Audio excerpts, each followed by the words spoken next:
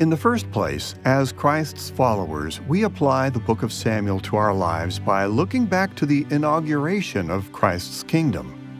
During his earthly ministry, Jesus kept every requirement of human loyalty and secured eternal salvation for all who believe in him.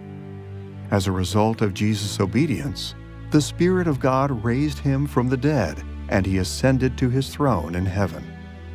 In the kingdom's inauguration, Jesus began to destroy the power of Satan and opened the way for people throughout the world to be rescued from Satan's grip. And from his throne in heaven, Jesus poured out his Spirit on his church as the down payment of the blessings of the world to come. So, when we read the book of Samuel's call for Israel to renew their hopes for the kingdom of God, we must put our hope in what Christ has already accomplished as David's great son in the inauguration of his kingdom.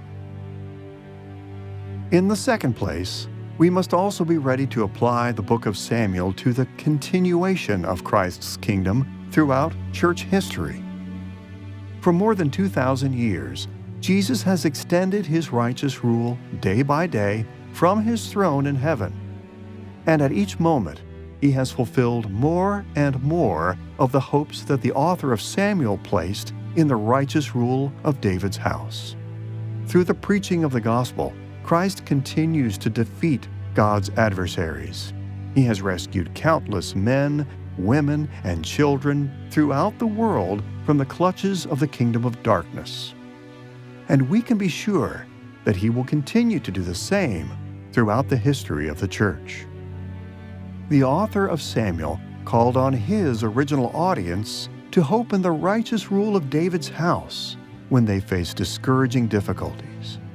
In the same way, we should turn our hearts toward the success of Christ as King during the continuation of his kingdom.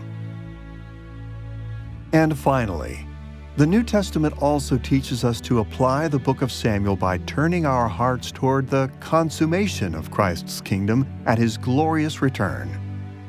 We not only look to the past and to the present, but we also look toward the future for the fulfillment of Christ's righteous reign. When Christ returns in glory, all of God's enemies will fall under his everlasting curses, and his redeemed people will live in the fullness of God's blessings in the new creation. In one way or another, every portion of the book of Samuel was designed to call Israel to restore their hopes for a renewal of the earth through the righteous rule of David's house.